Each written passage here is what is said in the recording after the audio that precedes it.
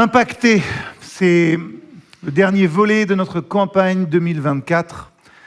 Et vous allez entendre des versets que vous connaissez par cœur. Les 11 disciples se rendirent en Galilée sur la montagne que Jésus leur avait indiquée. Quand ils le virent, ils se prosternèrent. Certains d'entre eux, pourtant, eurent des doutes. Jésus s'approcha et leur dit « Toute autorité m'a été donnée dans le ciel et sur la terre. Allez donc auprès des gens de tous les peuples et faites d'eux mes disciples. Baptisez-les au nom du Père, du Fils et de l'Esprit Saint et enseignez-leur à pratiquer tout ce que je vous ai commandé. Et sachez-le, je suis avec vous tous les jours jusqu'à la fin du monde. » Si vous êtes parmi nous pour la première fois, si vous n'êtes pas familier des églises, c'est un des textes les plus connus de la Bible. Un des plus répétés aussi. Et je crois quand même, si on est honnête, un des textes les plus difficiles à mettre en pratique. Alors oui. On se le répète, puis on se rassure quand on voit, 10, 15 baptêmes par an. On est content, non ? Et puis on s'en contente.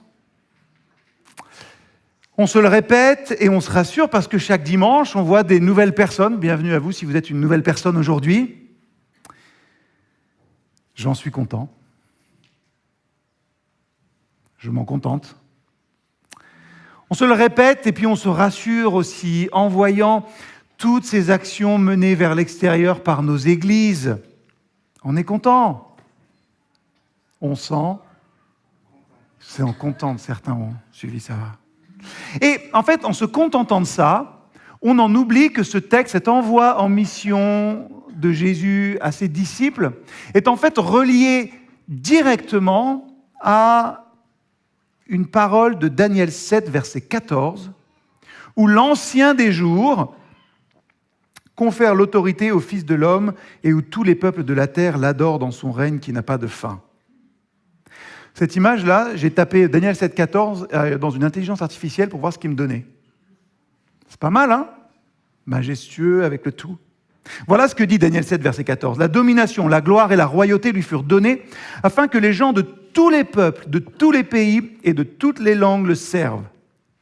Sa domination durera pour toujours, elle n'aura pas de fin et son royaume ne sera jamais détruit. » Ici, on n'a plus de « certains eurent des doutes ».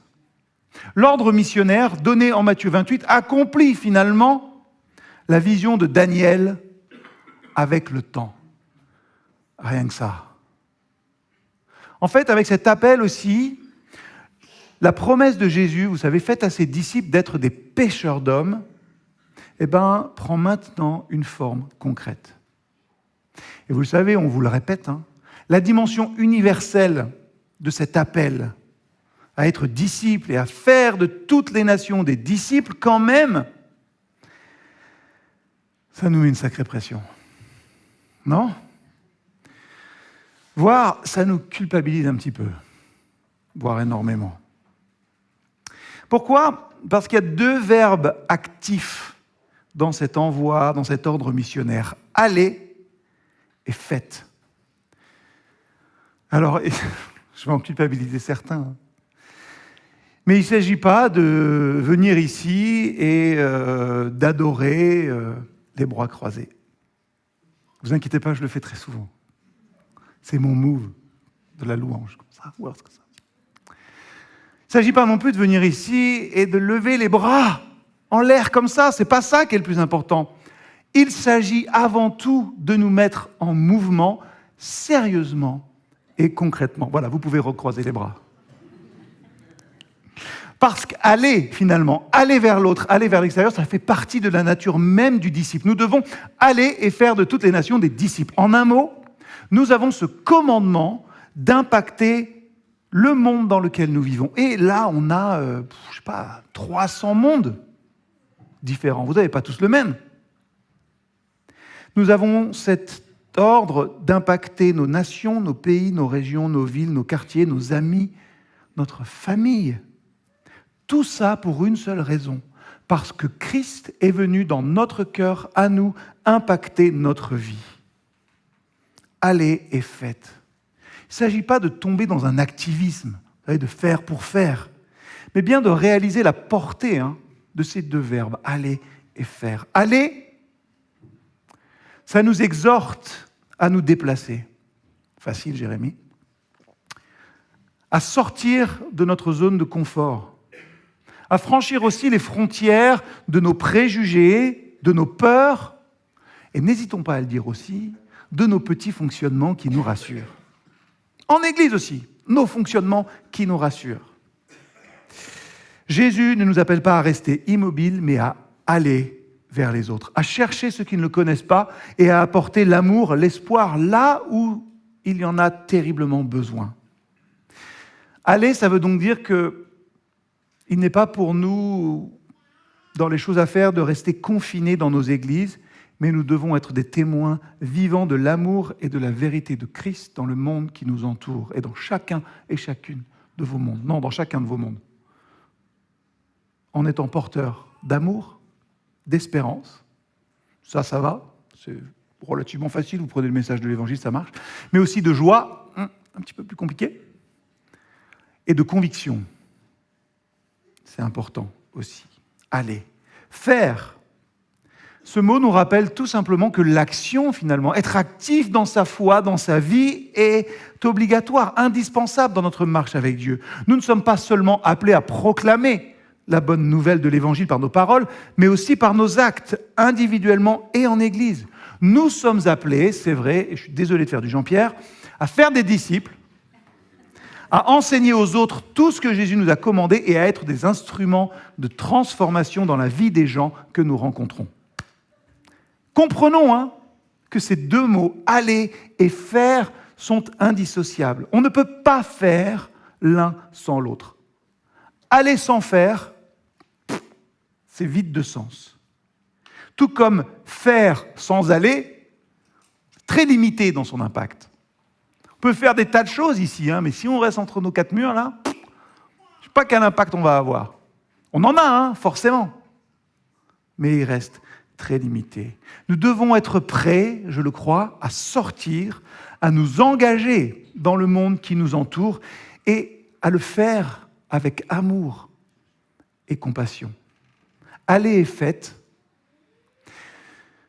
c'est le mot qui me vient depuis des semaines dans mon esprit à chaque fois que je pense à la vie de notre Église.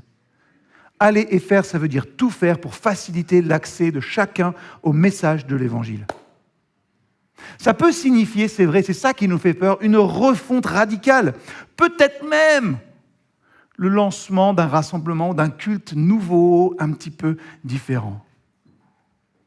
Je sais tout ça. Vous le savez aussi. On se le répète. On se répète. On s'en contente. Et aujourd'hui, j'avais envie de vous dire, peut-être qu'il est temps d'être mécontent.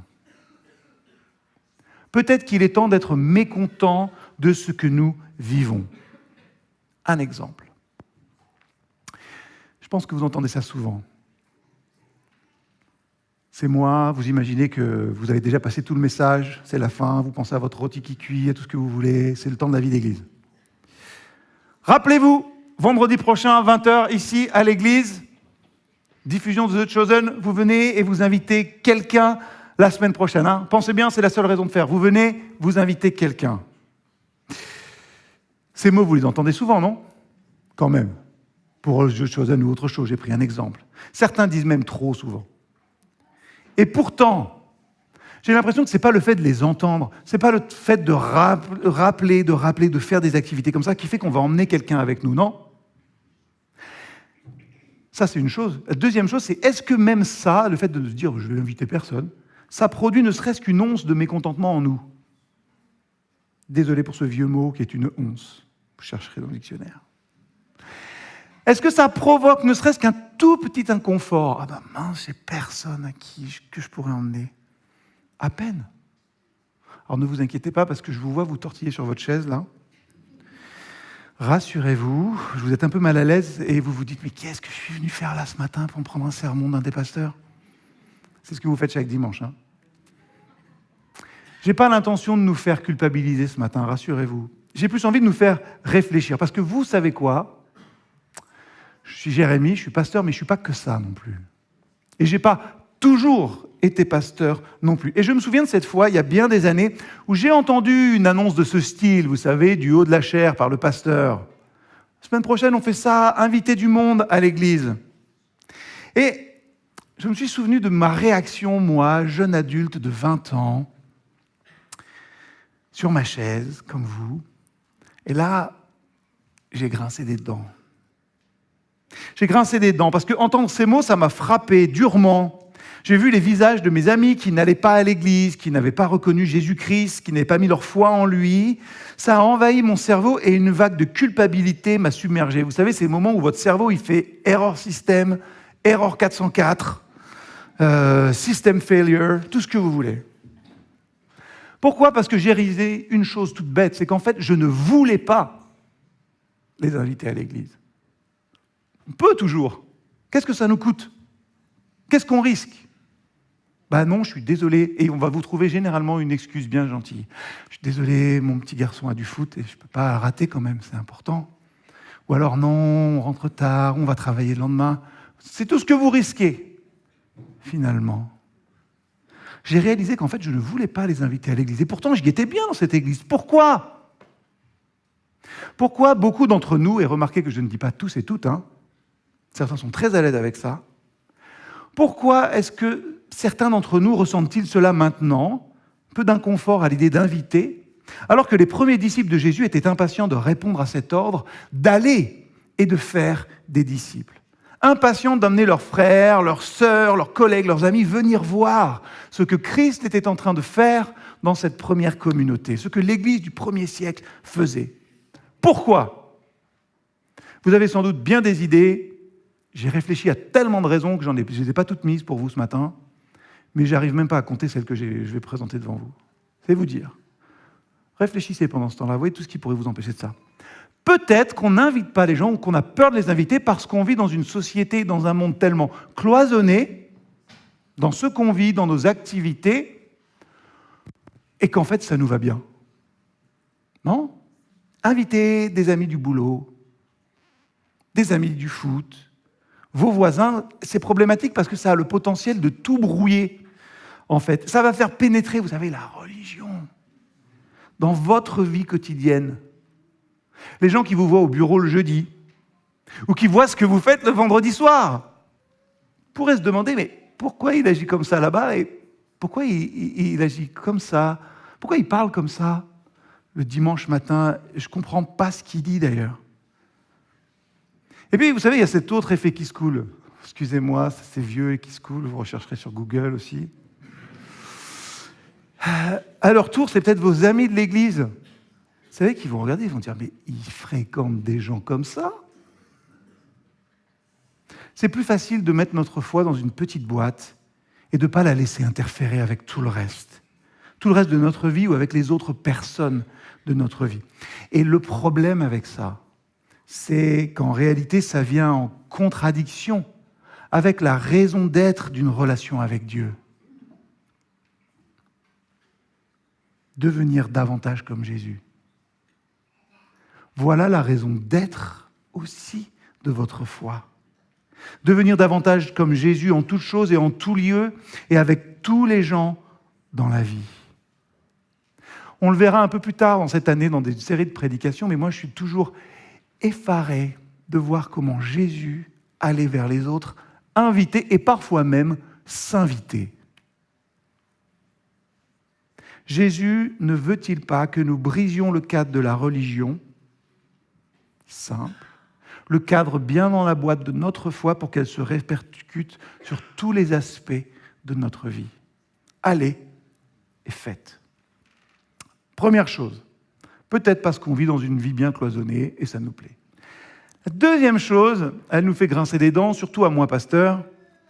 Mais peut-être que vous vous dites aussi, alors je ne peux pas inviter quelqu'un parce que l'Église, quand même, elle est trop intransigeante, trop dure. Elle dit qu'elle aime, mais elle n'aime pas vraiment tout le monde.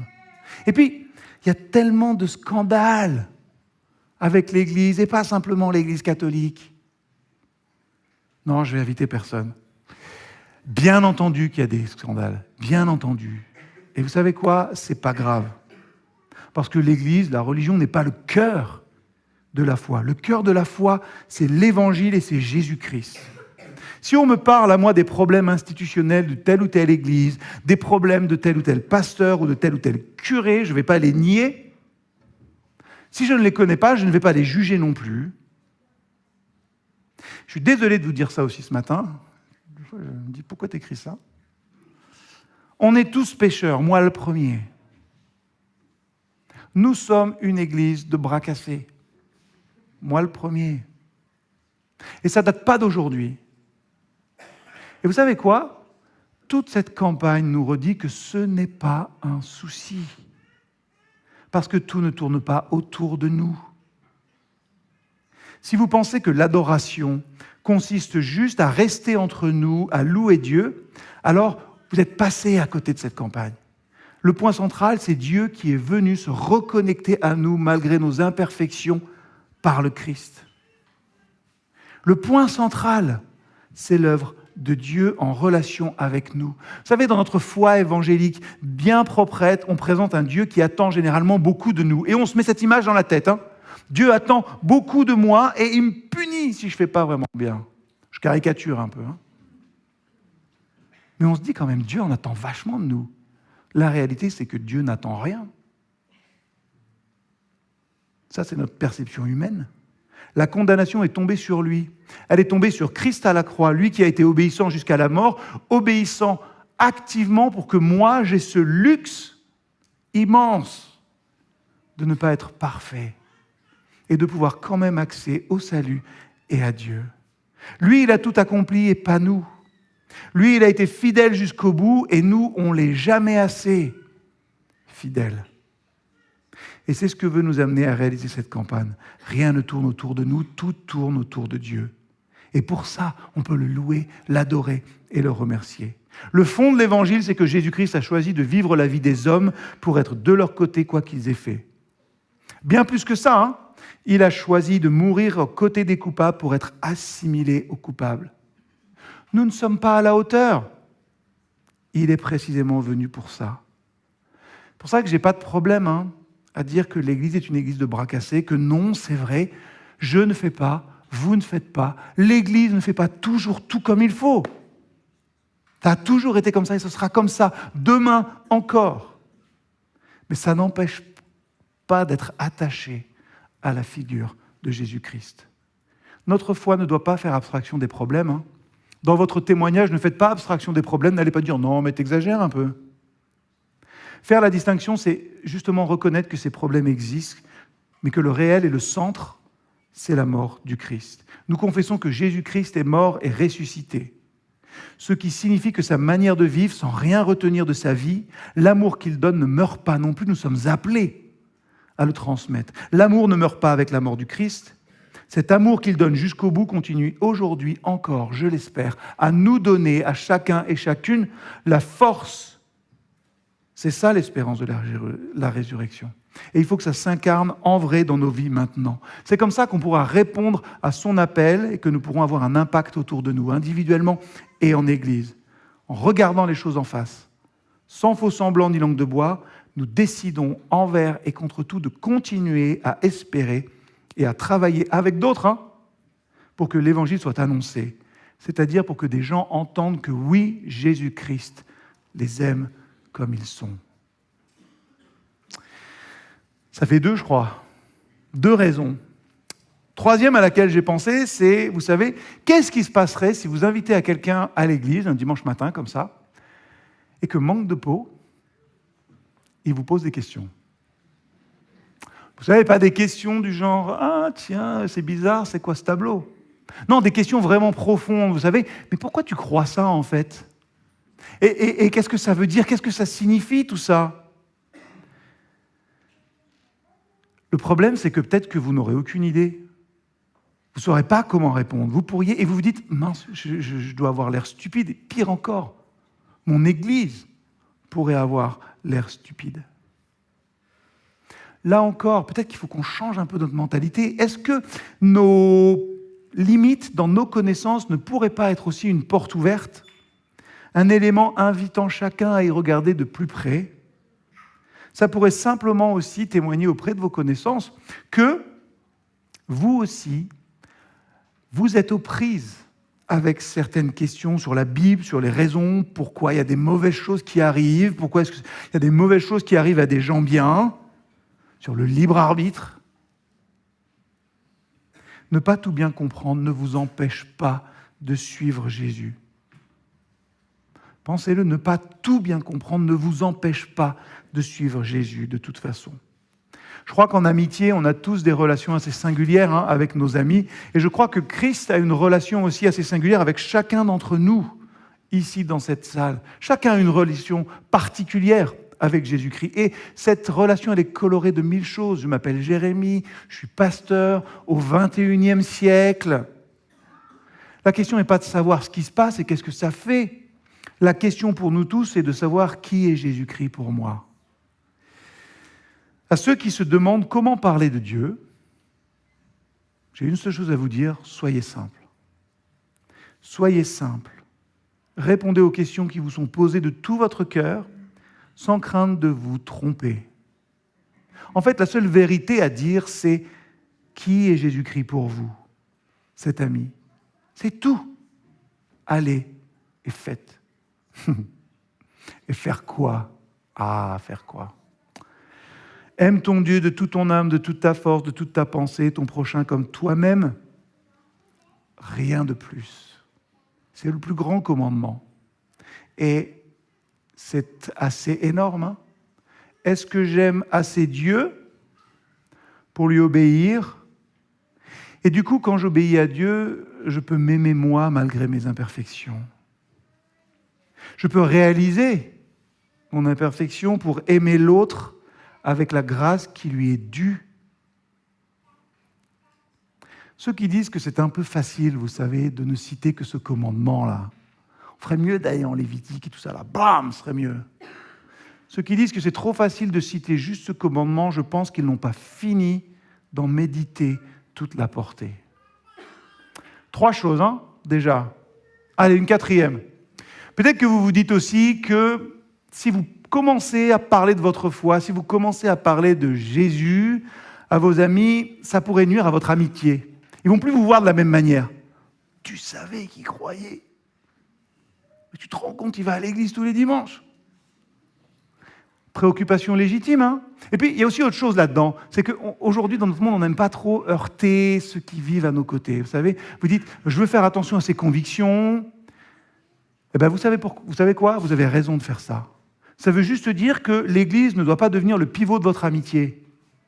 Le fait de les faire venir ici ne doit pas devenir ce pourquoi vous êtes copains avec eux ou avec elles.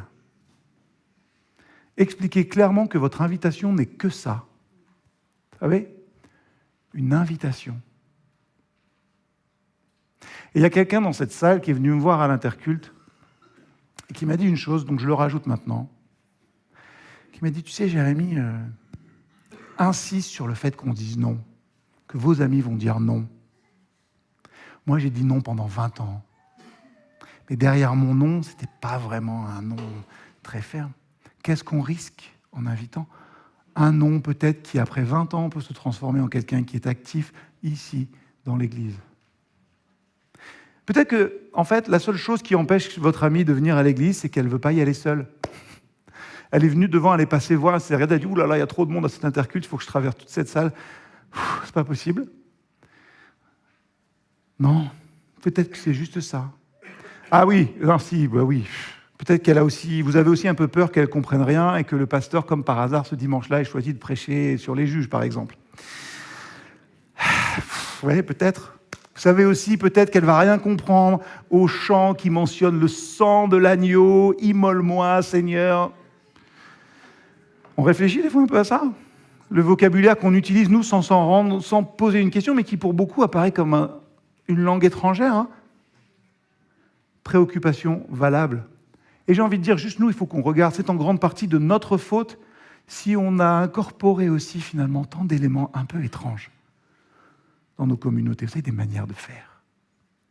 Nous devons aider nos églises à comprendre la nécessité et l'importance d'enseigner les raisons pour lesquelles on fait ce qu'on fait.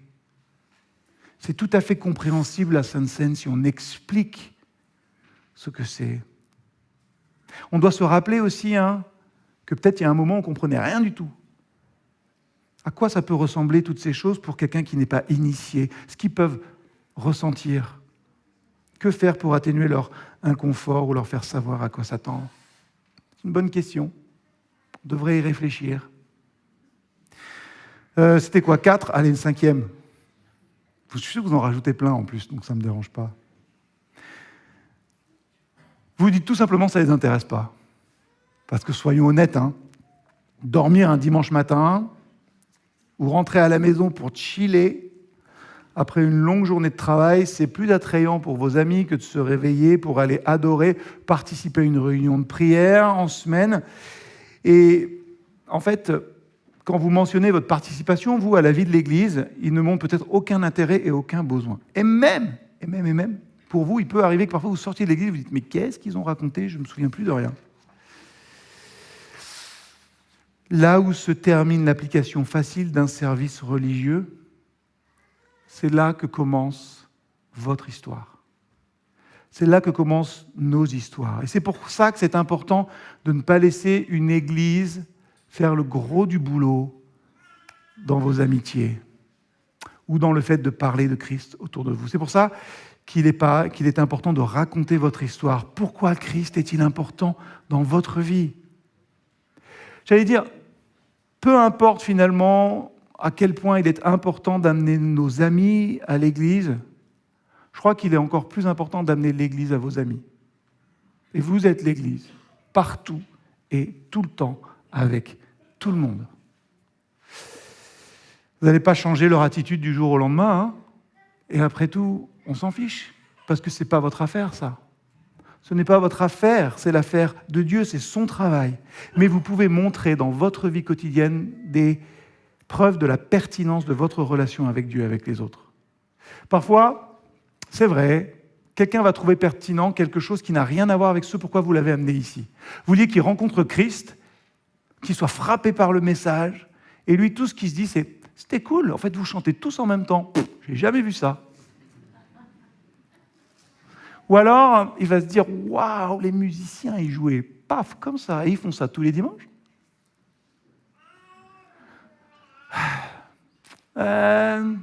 J'ai remarqué que peut-être le tapis n'était pas très propre. Mais bon, c'est pas grave, voilà. Qu'est-ce que les gens vont remarquer? Peut-être absolument autre chose que ce pourquoi vous les avez invités. Et ce n'est pas grave, parce que tout ça, ça peut être aussi des portes qui mènent simplement vers Jésus. J'en ai 2 dernières qui sont beaucoup plus courtes. Vous avez peut-être peur, effectivement, qu'ils se sentent exclus. Et j'ai parlé des relations de Jésus avec les gens qu'il rencontrait, on en parlera encore, qui invitent et qui s'invitent. Et il y a quelque chose que Jésus savait faire, beaucoup mieux que chacun et chacune d'entre nous, c'est faire en sorte que les gens qu'il avait en face de lui soient vus, vraiment vus, pour qui ils sont, malgré ce qu'ils sont. Vus, entendus et bienvenus. Pour nous, c'est important de réaliser cela aussi. Comment est-ce qu'on va faire de nos communautés des communautés toujours plus hospitalières? Vous savez, ça commence peut-être par ne pas alourdir nos bonjours par les 25 questions qui suivent. Peut-être juste bonjour. Je crois qu'on n'a pas eu l'occasion de se rencontrer. Bienvenue, on est content que vous soyez là. Et ça, ce n'est pas notre job qu'à certains, c'est notre job à tous, constamment. Ne pas alourdir nos bonjours. Et vous vous dites, on entend ça, c'est une pratique. Non. Ce n'est pas simplement une pratique d'avoir cet état d'esprit-là.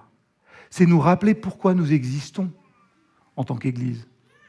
Et je suis désolé parce que je vous aime tous beaucoup. Vraiment, même si je ne vous ai pas encore rencontré. Je vous aime tous beaucoup, mais nous n'existons pas dans l'intérêt des gens qui font déjà partie du club. On s'aime, mais notre communion doit dépasser ce cadre-là. Je vous laisse ça comme ça. Et la dernière, c'est peut-être la plus évidente, mais on n'y pense pas souvent. Peut-être que vous ne pouvez pas inviter vos amis ou vous n'osez pas les inviter à l'église simplement parce que le dimanche, ils bossent. J'ai regardé les statistiques hier, il y a 23,5% de la population française qui bosse le dimanche matin, le dimanche, jour où ont lieu plus de 95% de nos cultes. Faites le ratio. C'est encore plus élevé pour les jeunes adultes dans certaines régions de France. Beaucoup aussi travaillent tard le samedi et se lever tôt pour se réunir avec des gens qui ne connaissent pas, pour adorer un Dieu dont ils ne sont pas sûrs qu'il existe. Ça ne fait pas vraiment sens. Non ? Nous devons aussi rejoindre nos amis là où ils se trouvent. Peut-être un rassemblement à un moment ou à un lieu différent, accessible à ceux qui travaillent. Et j'allais dire des fois, si au lieu d'investir nos invitations à l'église le dimanche à 9h30 ou 11h15, nous devenions une église pour des gens là où ils sont, quand ils sont. Vous savez ce que j'ai remarqué depuis que je me suis inscrit à une salle de sport ? 2 choses. Un, c'est qu'il y a énormément de gens qui font du sport quand même. C'est bien pour nous Français. De 6h du matin jusqu'à 23h, j'ai essayé différents horaires. Le mieux, c'est le samedi à 18h, là, il n'y a personne. Il y a beaucoup de gens qui font ça. Et généralement, quand on a besoin d'un petit peu d'aide, les gens sont prêts à parler, vous savez, d'être là. Puis j'ai remarqué aussi une chose. Tu sais qu'il y a beaucoup d'entre vous qui sont bons à la salle de sport aussi. Je les croise des fois. On se croisait, j'ai vu ça. Si on amenait l'église là où on est, salle de sport, café, travail. Alors j'en ai fini, et soyons honnêtes, il y a certaines de ces réflexions, moi, qui m'ont fait très très mal. Très très très très mal. Parce que ça heurte profondément ma culture, ça heurte profondément ce que j'apprends, ce que je sais, ce que je vis depuis... Quel âge j'ai ? 45 ans bientôt. Un père pasteur, je suis né dedans. Rien ne me choque, rien ne me surprend. Enfin, je peux dire, bon, ok, ça passe. Ça me touche en plein cœur. Peut-être que c'est pareil pour vous, ce que j'ai dit là ce matin, ça rentre en conflit avec votre culture d'église, avec votre manière de le vivre. Et je me suis rappelé de ce moment où j'ai grincé des dents. C'est là où j'en ai fini avec vous. Je vous promets, je vous lâche après. Ou presque. Ne jamais croire un pasteur quand il vous dit « j'ai fini ». Lorsqu'on grince des dents à l'idée d'inviter un ami à nous rejoindre, peut-être que la meilleure idée, c'est de continuer à grincer des dents et de commencer à ajuster notre attitude, notre motivation, notre présentation de qui est Jésus pour nous, de l'Évangile, et notre communication aussi, au lieu de rejeter, de dire « non, je ne vais pas les inviter ». Vous savez, si Jésus pensait qu'inviter les autres à le suivre, c'était une bonne idée, c'est probablement toujours le cas aujourd'hui. Allez et faites. Amen. Je vous invite à prier un instant.